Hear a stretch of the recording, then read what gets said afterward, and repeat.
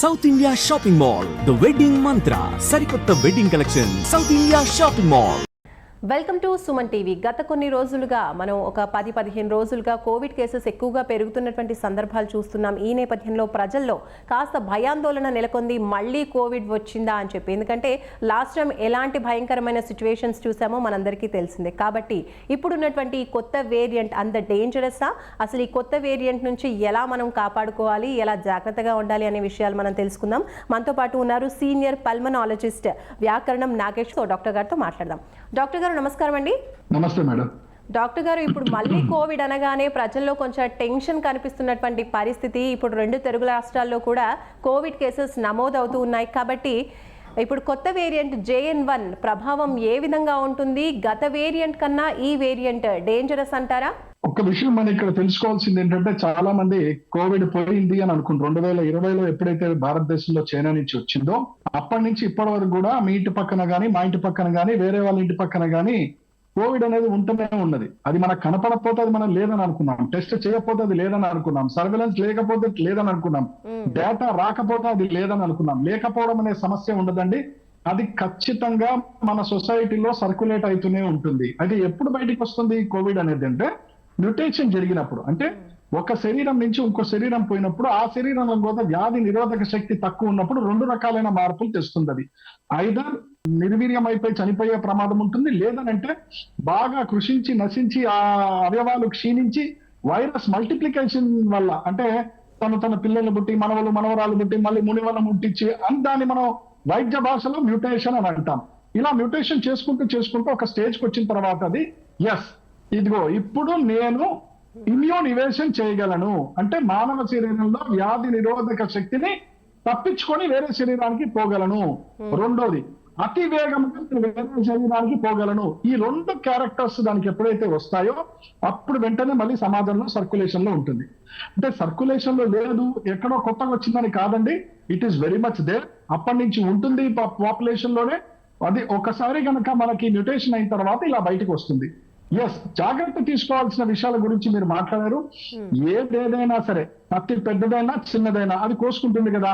So జాగ్రత్త. కత్తి జేబులో పెట్టుకుని తిరుగుతాం, అద్దెగం ఎక్కడ పెట్టుకోవాలి అక్కడ పెట్టుకుంటాం. అట్లాగే వైరస్ వచ్చింది, మళ్ళీ మ్యూటేషన్ తోని వచ్చింది, మళ్ళీ ఇమ్యూన్ ఎవేషన్ తో వచ్చింది, హై ట్రాన్స్మిసిబిలిటీతో వచ్చింది అని ఒక్కసారి గనక ప్రభుత్వం వారు గణాంకాలు చూసి గనక దాని డేటా గనక మనకి చెప్పినట్టయితే అప్రమత్తం అవ్వడం మంచిది. సో యాజ్ ఏ పల్మనాలజిస్ట్ మీరు ఏం చెప్తారు? ఎక్కువగా లంగ్ డిసీజెస్ ఉన్నవాళ్ళు, అలాగే హార్ట్ కి సంబంధించిన ప్రాబ్లమ్స్ ఉన్నవాళ్ళు ఈ వేరియంట్ నుంచి జాగ్రత్తగా ఉండాలంటారా? ఎలాంటి జాగ్రత్తలు తీసుకోవాలి? ఒక పల్మనాలజిస్ట్ గా, ఎలర్జిస్ట్ గా, ఇమ్యూనాలజిస్ట్ గా 2020 ఫిబ్రవరి 4వ తారీఖు నాడు బహుశా I have declared first even before the lockdown clear గా చెప్పడం జరిగింది, ఇది వచ్చిందే భీకరమైన మార్పులు తీసుకురావడానికి అని. చాలా మంది ఏమనుకున్నారంటే, అప్పుడు హాస్పిటల్ అడ్మిషన్ అయినాయి, ICU అడ్మిషన్ అయినాయి, లంగ్ డ్యామేజ్ అయినాయి, interstitial lung disease, lung fibrosis, ఇవన్నీ అయిపోయింది, ఇంకా బయటపడిపోయాం అనుకుంటున్నారు. అతి భయంకరమైన డేంజరస్ పరిణామాలు ఏమిటి అని అంటే, ఒక్కసారి కోవిడ్ వైరస్ కనుక మానవ శరీరంలో పోయినట్టయితే మార్పులు జరుగుతుంది అనేది నేను చెప్పడం కాదు, వైద్య అధ్యయనంలో జరిగింది. ఎందుకు? ఏ వైరస్ అన్నా మార్పులు తెస్తుంది, వైరల్ టాక్సిమియా తెస్తుంది కదా. మరి కోవిడ్ ఎందుకు ఇంత గట్టిగా చెప్తున్నామంటే, అది వచ్చిందే చాలా సింథటిక్ వైరస్. అది అంటే మీ ఇమ్యూన్ ఎవేషన్ ఎస్కేప్ అయ్యి మీ గుండెలో పోయి మీ కాలంలో పోయి డ్యామేజ్ చేయటానికే తయారు చేయబడ్డది అది. సో ఎవరు తయారు చేశారు ఏది అనేది అమెరికా వాళ్ళు మే 21వ తారీఖు నాడు రిపోర్ట్ కూడా సబ్మిట్ చేశారు. అది మనం చూద్దాం, కొన్ని రోజుల్లోనే అరెస్ట్ కూడా జరుగుతుంది, అది తర్వాత విషయం. కానీ ఈ సింథటిక్ వైరస్ అనేది అయితే ఉందో, ఈ సింథటిక్ వైరస్ ఖచ్చితంగా మార్పులు చేస్తుంది అనే దాంట్లో మనం ఆలోచనతోని ఆ భద్రంగా జాగ్రత్తగా ఉండాల్సిన అవసరం ఉంటుంది.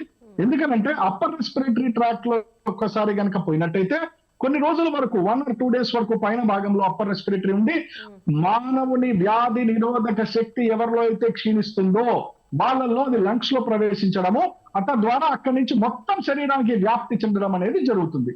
అందరిలో జరుగుతుందా? అందరిలో జరగకపోవచ్చు. ఎవరికి వ్యాధి నిరోధక శక్తి తక్కువ ఉందో వాళ్ళు మాత్రం రిస్క్ లో పడే అవకాశం ఉంటుంది. వ్యాధి నిరోధక శక్తి అంటే ఏజ్డ్ వాళ్ళలోనే అనుకోవచ్చా, లేదంటే 30+, 40+, 25+ వాళ్ళలో కూడా ఈ పరిస్థితి ఉంటుందంటారా?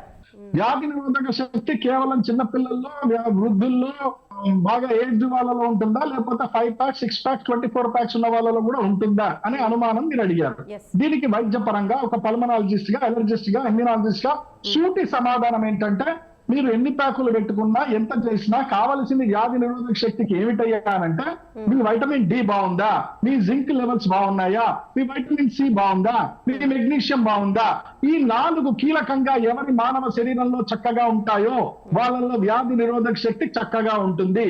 మీరు కండలు తిరిగిన వాళ్ళైనా, రాళ్ళు తినే వాళ్ళైనా, పంటలు జరిపే వాళ్ళైనా కరోనాకి ఏం ప్రాబ్లం లేదు.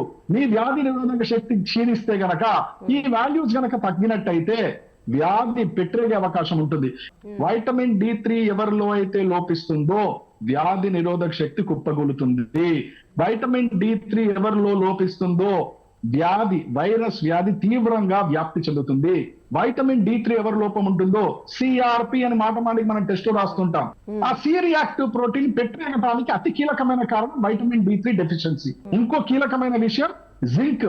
ఎవరి శరీరంలో 40% ఆఫ్ ద పాపులేషన్, 100 మందిలో 40-50% మందికి జింక్ డెఫిషియన్సీ కనపడుతోంది. 100 మందిలో 30-40% మందికి మెగ్నీషియం డెఫిషియన్సీ కనపడుతోంది. ఈ మెగ్నీషియం డెఫిషియన్సీ ఎందుకు సార్ చాలా ఇంపార్టెంట్ అని అంటే, గుండెపోట్లు రావడానికి, వైరల్ టాక్సిమియా వైరస్ బాడీలో ఎంటర్ అయిన తర్వాత ఆ వైరస్ వ్యాధి నిరోధక శక్తిని క్షీణించి వైరల్ టాక్సిన్స్ వలన గుండె మీద ప్రభావం రావడము, తద్వారా గుండె జబ్బులు రావడము, తద్వారా కుప్పకూలడము, ఇవన్నీ మనం చూస్తున్నాం. కాబట్టి అధ్యయనాల్లో, పబ్లిష్డ్ సైంటిఫిక్ స్టడీస్ లో వైటమిన్ D3, జింక్, మెగ్నీషియం ఎవరిలో అయితే చక్కగా ఉంటుందో వైరస్ 1-2 రోజులు మిమ్మల్ని ఇబ్బంది పెట్టి శరీరంలో వ్యాధి ఎక్కువగా మార్పులు జరగకుండా, మల్టిప్లికేషన్ కాకుండా మిమ్మల్ని వదిలిపెట్టిపోయే అవకాశం ఉంటుంది. అయితే డాక్టర్ గారు, ఇప్పుడు కొంతమందిలో మీరు అన్నట్టుగా vitamin D, magnesium and zinc deficiency ఉందా లేదా తెలుసుకోవాలంటే టెస్టులు చేసుకుని, ఇప్పుడు డెఫిషియన్సీ ఉందన్న వాళ్ళు కోవిడ్ రాకున్నా సరే ఈ డెఫిషియన్సీని ఫిల్ చేసుకోవడానికి సప్లిమెంట్ మెడిసిన్స్ కావచ్చు, ఫుడ్ కావచ్చు యూజ్ చేసి ఈ విటమిన్స్ అనేవి ఫుల్ఫిల్గా తీసుకున్నట్లయితే కనుక జాగ్రత్తగా ఉండొచ్చు అంటారా? ఖచ్చితంగా మేడం, ఖచ్చితంగా. రైట్ సార్, చాలా మంచి విషయం చెప్పారు. నిజంగా చాలా వాల్యుబుల్ పాయింట్ చెప్పారు. So thank you so much అండి. నిజంగా భయపడాల్సిన పరిస్థితి లేకుండా మనలోని ఇమ్యూనిటీని ఎలా పెంచుకోవచ్చు అనే విషయాలు తెలియజేశారు. So thank you so much doctor గారు. సో చూస్తున్నారు కదండి, డాక్టర్ గారు చాలా క్లియర్గా ఒక పాయింట్ చెప్పారు. ఎన్ని కేసెస్ వచ్చాయి ఏంటి అని భయాందోళన చెందకుండా మన హెల్త్ కండిషన్ ఏ విధంగా ఉంది, డాక్టర్ గారు చెప్పినట్టుగా జింక్, మెగ్నీషియం అలాగే విటమిన్ డి డెఫిషియన్సీస్ ఏమన్నా ఉన్నాయా చెక్ చేసుకుని, ఒకవేళ డెఫిషియన్సీ ఉంటే దాని సప్లిమెంట్స్ తీసుకోవడం, హెల్దీగా మారడం చేసినట్లయితే ఈ కోవిడ్ కాదు ఏ హెల్త్ ప్రాబ్లం కూడా మనని ఇబ్బంది పెట్టదు అని చెప్పి డాక్టర్ గారు తెలియజేస్తున్నారు. చూస్తూనే ఉండండి సుమన్ టీవీ. నమస్తే.